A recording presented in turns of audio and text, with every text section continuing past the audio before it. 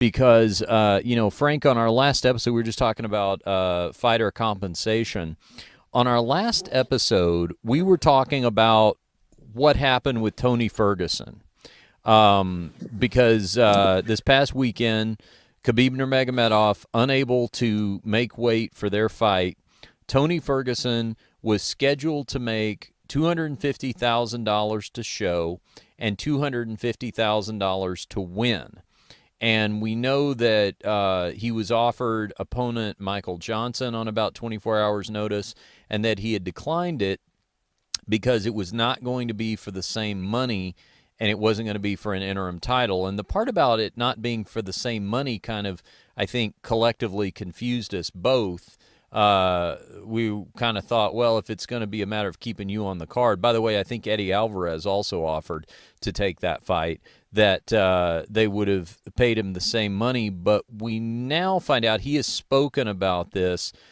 He spoke to Stephen Morocco at MMA Junkie, and apparently he was not even paid all of the show money. Really? Yeah, that he got a portion of it. He said he was paid six figures, approximately twice what he would have contractually received for a non-title fight. So he would have made, I mean, what's that, $100,000, maybe something like that. So it sounds like he might have gotten somewhere in the neighborhood of half of the show money. And it was my understanding, Frank, at least historically, that if your opponent missed weight and then you got on the scale and made weight, typically haven't fighters been paid their show money? Absolutely. That's as far as I've known. But again, that was when it was the Dana White and Fertitta show. Yeah. Now, I mean, it's not that way anymore. Um, you know, Dana seems to always be pretty much on the side of the fighters. He just, Yeah. I think that's one thing that's embraced him with the guys. Um, if you ever had problems, I've had issues, throughout the years and been able to call him up and sit in the office and look for advice and talk to him. And that guy that I know, I don't think would have done that. So it makes me wonder. That sounds like that was a WME IMG Mm-hmm. completely on their point, and that just shows you the new climate of the modern UFC. I think if Dana would have had it his way, Ferguson would have been paid his full show money, because that's how they've done in the past. Lorenzo and Frank, and Dana and Joe Silva. Now that the only one still standing there in that group is Dana White. I wonder if he's outnumbered and they're trying to change things. Because I mean, even on top of that, I mean, I've kind of suspected that of late, just because the Dana that I know would not have fired any employees at all. I mean, you Mm-hmm. have to underachieve and underperform for him to fire you. If you're doing a good job, he'll give up his own paycheck before he fires you. Uh, Now the fact that they cut people, that shows kind of who's in charge now, and it's one more indication of where the UFC's heading. Yeah, we were actually having an interesting conversation about this in the dressing room tonight of the comedy show. I was doing a guest set in front of Sam Tripoli, who was headlining there tonight, and we were actually taping their podcast in the dressing room with him and a couple of Are you other double dipping comedians. on me? Yeah, no, I was Cheating on me? no, I I leave the was. country and you're off with other podcasters. No, Frank, I was promoting us is what I was doing. Oh, I was doing media appearances myself to promote us. okay, okay, But, okay. he brought up Sam lives in LA and, deals with acting and networks and agencies and studios and all that kind of stuff, doing movie and TV work.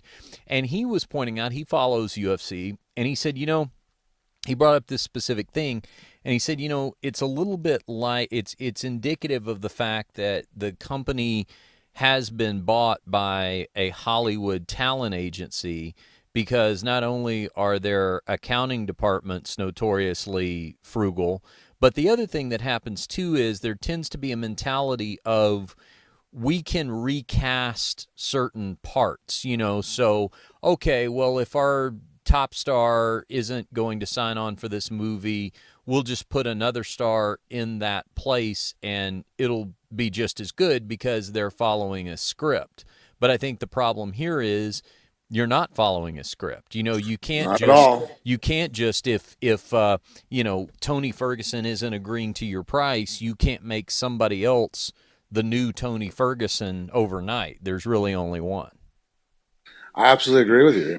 And I think that's also too the other analogy that I keep telling people, and I don't know if I've mentioned it on the show, but just people ask me what's going on, and I'm like, look, the UFC still has a lot of talent and a lot of guys. I think that the mid-level guys right now, the guys working them up, they're going to be disappearing in groves, just because I've already talked to a few guys that don't want to be mentioned, but their contracts came up for negotiation, and they were offered half of what they were already getting paid Hmm.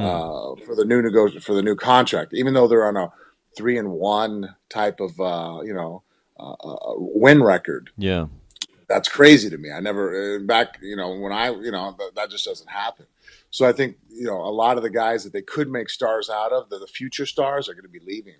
But that being said, is they still have it. So if right now you said, "Hey, Frank and Richard, you guys got to make a movie," I'm like, "All right, we'll give you access to all the A-list Hollywood stars, everybody who's been nominated for Academy Awards, all the you know uh, instantaneously recognizable names. You can have the Brad Pitts, the George Clooney's, the Hmm. of the world. Ryan Gosling, Ryan Reynolds. They're your lead. There you go. All right, okay, but."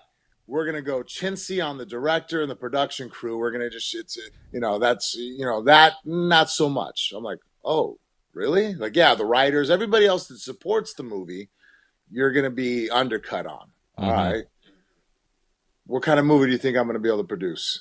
Yeah. No, not a It's gonna very good shit, one. Yeah. and that's what's happening to the UFC. They fired. They're not fired, but they're letting go. I guess the more polite way to put it.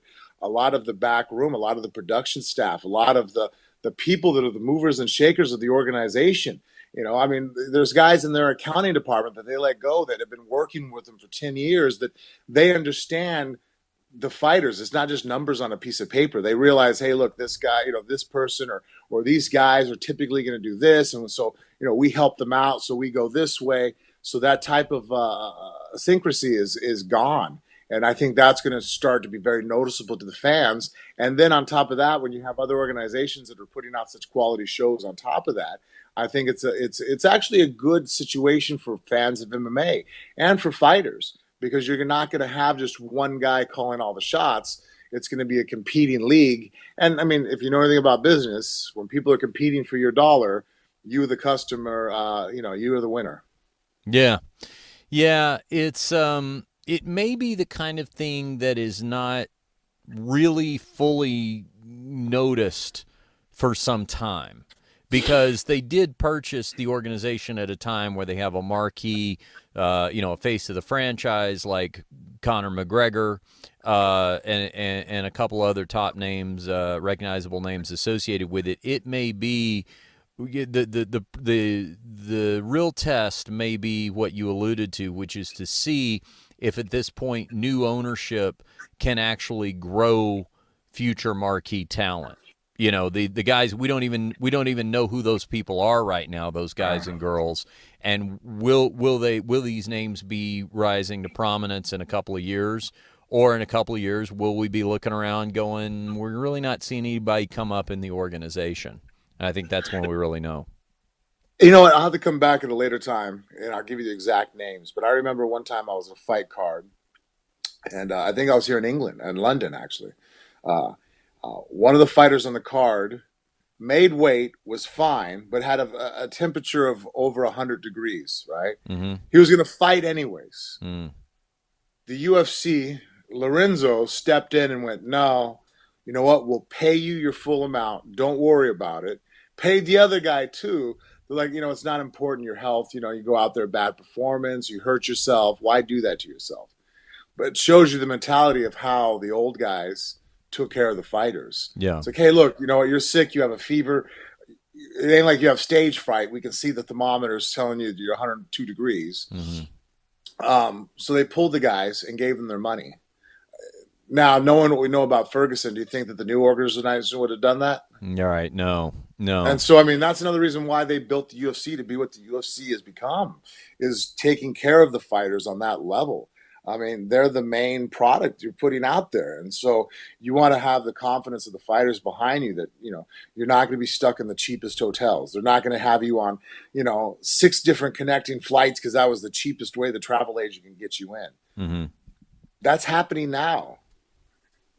Yeah, yeah. It's I think it is indicative. I mean, having been through, and this is, I'm not on the inside, I'm on the periphery, but I hear the same things. Having been through like big corporate sales and mergers and things like that, and radio, you've seen this happen before.